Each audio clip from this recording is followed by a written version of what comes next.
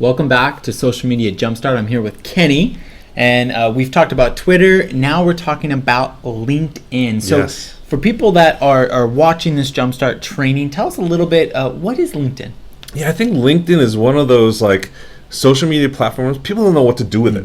They know that there are some people out there rocking it, but they have no idea what to do with it. Like Twitter, Facebook, they kind of get a sense that, hey, it's relevant to me.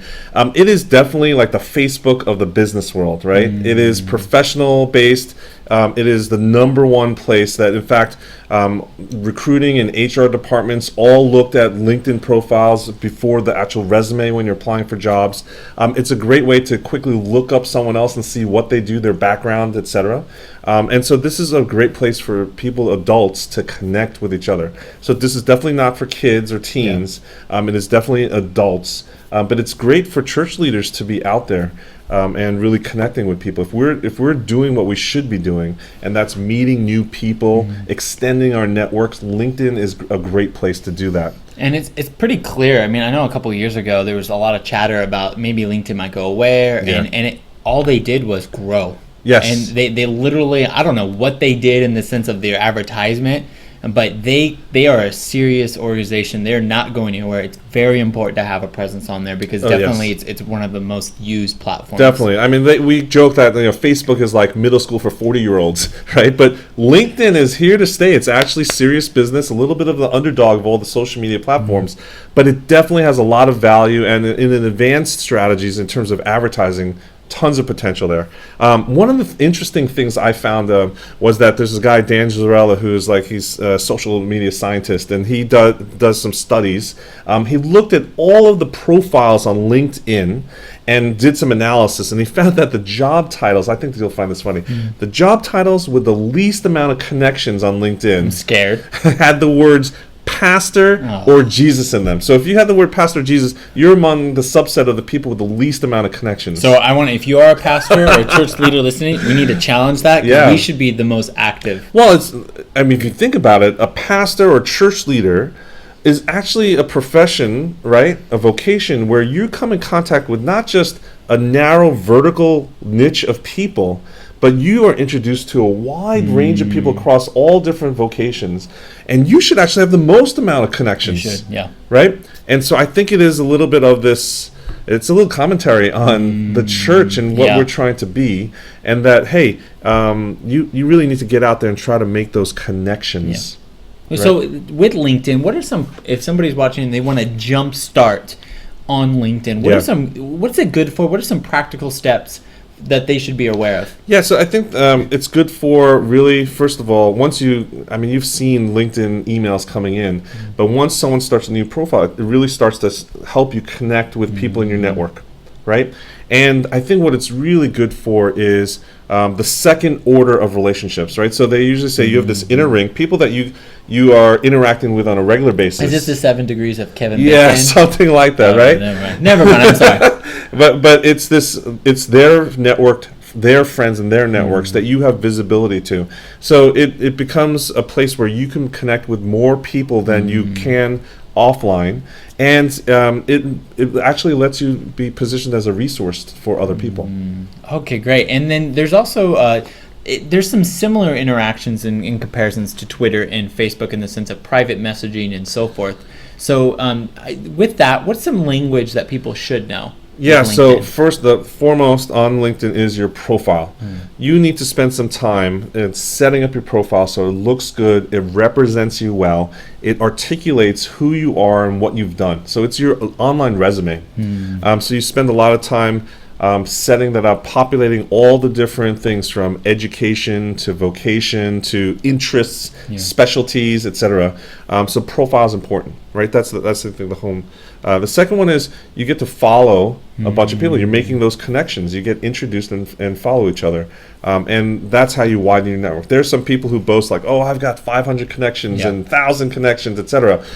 This is one of the places where connections really come into play. Even weak links, weak connections are something that you want, right? So it's unlike some other places where, say, Facebook, some people take a personal approach where they keep their connections very tight. Yeah. Because when I'm sharing family pictures and stuff like that, I don't want the entire Yeah, world you to don't know, want everybody right? to know. But LinkedIn is quite the opposite. The value of the network increases with the more connections that you have, and so you want to be able to follow and connect with other people. And then even organizations can have a page Yeah. on LinkedIn as well. Definitely. So it's a very similar manner. If you have employees, they all then link to you. That gives you more exposure. Yeah. People get to learn about your organization, etc.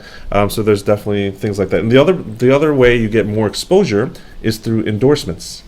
So I can actually endorse you and write a little note that talks about specifically what is great about my relationship and my past interactions with you. And you can also endorse tags. Like, Yes. for example, if I want to, if you're great at marketing or SEO or something Yes. like that, I might be able to endorse a tag or a description of you. So it's Yes. not just long written like a back of a book endorsements. Correct. It's also I can endorse individual Skills or what they call traits. them. Yeah, definitely. And as a church, as a pastor, as an organization, you might want to start to collect those endorsements in the areas of resourcefulness for your town or city, not just like Bible nerd, Yeah, right? yeah, You want to be able to a real life resource, something that who's vibrant, dynamic, and be able to connect with a lot of people. So tell us a little bit, because what I hear a lot about LinkedIn is groups. Yeah. Tell us how do groups work on Facebook? So this is on LinkedIn. Yes, on LinkedIn, I think this is the one part that turbocharges LinkedIn experience.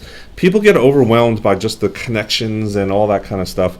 But really, I think the most value comes in if you're looking at LinkedIn, joining some affinity groups, and then really starting to be part of that conversation. So you can get really focused conversations on topics of interest by groups. And so there's alumni groups, special interest groups, industry groups, trade show groups, etc. But then there's other types of interest, just general interest groups. And this is definitely something that you should look into. Like one of the first groups you should look into is there a group for your town or city, or your county or your state?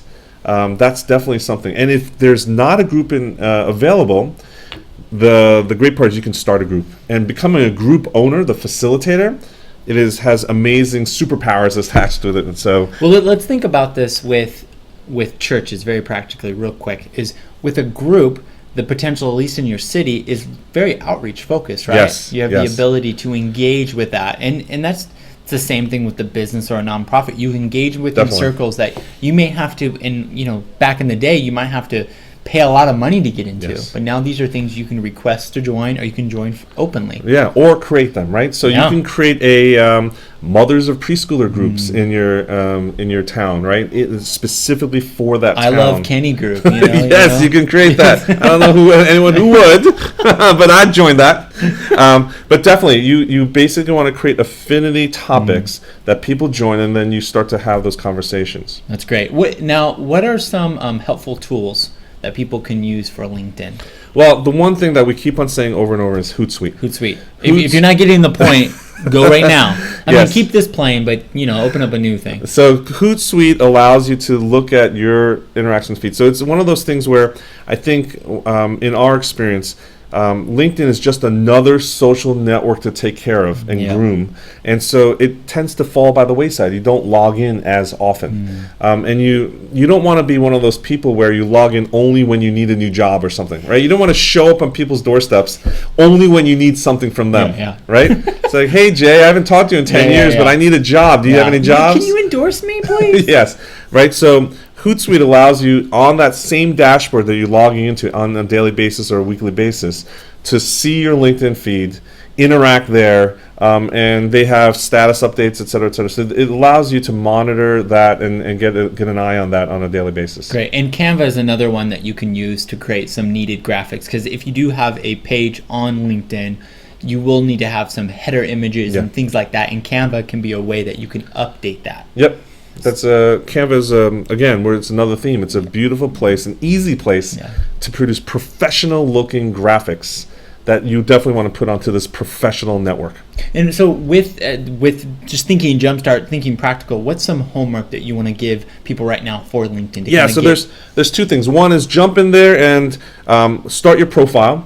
And if you already have a profile, it's time to go back and sweeten it up or refresh it. Just make sure everything is filled out. You want to take advantage of every single category there. a good photo is really important. Very good, very important. The second one is really to check out groups. So you can go to the URL is easy, www.linkedin.com/groups, and it'll get you to your groups page. And that's a place to explore. You can search for groups, you can find groups. There's a lot of recommended groups. You can start to join some. And the one thing that I would check out if you really want to jumpstart your experience for the first time, if you've never checked it out, there's a yellow button on there that says take a tour. And basically it just has little pop-ups around the different places on the screen. It explains all the functionality of groups. So that's the recommendation I would do. So one is check out your profile, sweeten it, refresh it up. it, make it good. And second one is go to linkedin.com/groups and take that tour. That's great. So we've already covered so far in this Jumpstart series Facebook, Twitter, LinkedIn, and our next session we're going to talk about Tumblr and why that's important. So make sure you do what Kenny was saying, do your homework, get onto LinkedIn, and check out linkedin.com/groups. Groups. And next time we'll check out Tumblr together. Tumblr.